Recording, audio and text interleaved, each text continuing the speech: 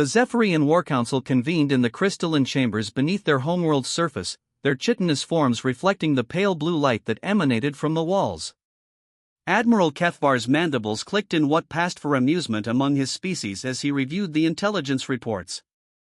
A single vessel, he announced to the assembled commanders. After 3 cycles of escalating tensions, after we've mobilized the Crimson Fleet 700 warships strong, the humans respond with 1 ship. Commander Zelana's antennae twitched skeptically. Perhaps it's a diplomatic vessel? A final attempt at negotiation? Or reconnaissance, suggested Admiral Foxhull from across the chamber. They may be assessing our defenses before committing their main force. Kethvar's compound eye studied the holographic display showing the approaching human craft. It was enormous by human standards, nearly 2 kilometers long, but still dwarfed by even their smallest dreadnoughts. The design was peculiar, sleek where Zephyrian ships were angular, smooth where theirs were armored with overlapping plates. Intelligence suggests the humans call it Endeavor, Kethvar continued. No escorts, no support fleet.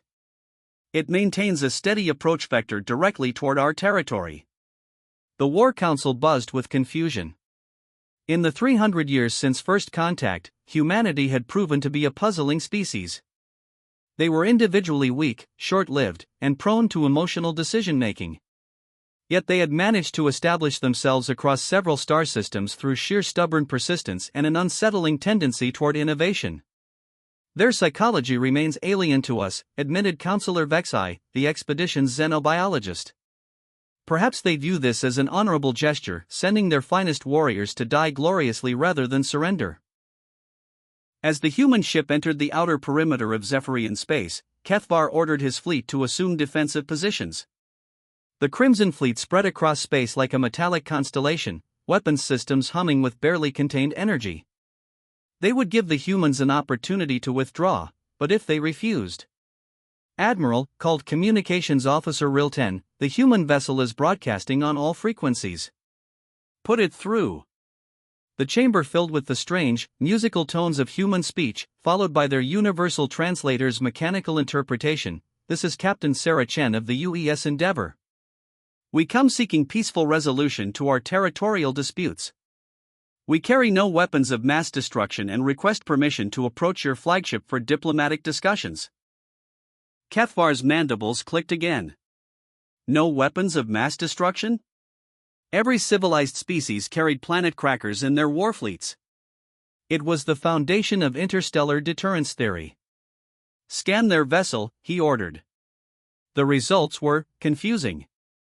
The Endeavor showed none of the energy signatures typical of military spacecraft. No fusion warheads, no antimatter torpedoes, no particle beam arrays. Instead, the ship seemed to be filled with machinery. Vast chambers containing incomprehensible equipment, endless corridors lined with blinking lights, and what appeared to be massive computational cores. "What kind of warship is this?" muttered Commander Zelana. Their answer came when the Endeavor reached the center of the Zephyrian formation. Without warning, the human ship began to change. Panels along its hull slid open with mechanical precision, revealing not weapons, but something far more disturbing. Thousands of smaller craft began emerging from the Endeavor's belly like a swarm of metallic insects. Each one was barely larger than a Zephyrian fighter, but they moved with perfect coordination, spreading out in complex patterns that no organic pilot could maintain. "Drones," whispered Counselor Vexai. "Automated fighters." But they weren't just fighters. As the swarm expanded, different types of craft became apparent. Some carried what appeared to be mining equipment, others bore massive sensor arrays. Still others seemed designed for construction, their manipulator arms unfolding like mechanical flowers. Admiral Kethvar watched in growing horror as the truth became clear. The humans hadn't sent a warship at all. They'd sent an entire civilization in miniature, a self-contained fleet of automated systems capable of rebuilding, adapting, and evolving in real time. The swarm began to work. Mining drones attacked nearby asteroids, breaking them down into raw materials. Constructor units began assembling new structures in space, creating a vast network of platforms and stations.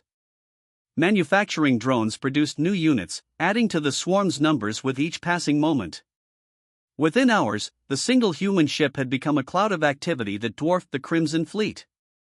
And still, more craft continued emerging from the Endeavor's seemingly endless bays. By the ancient stones, breathed Commander Zelana.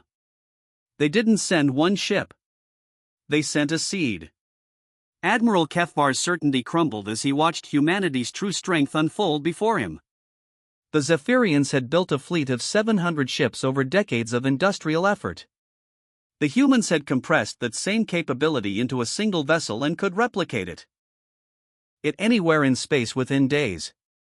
Captain Chen's voice crackled through the communications system once more. Admiral Kefvar, we're prepared to discuss terms for peaceful coexistence. But I should mention, the Endeavor is just one of 12 such vessels we've deployed throughout this sector. We really do prefer to talk. The War Council chamber fell silent except for the soft clicking of mandibles as the Zephyrians contemplated their new reality. They had wondered why humans sent just one ship. Now they understood why one was enough.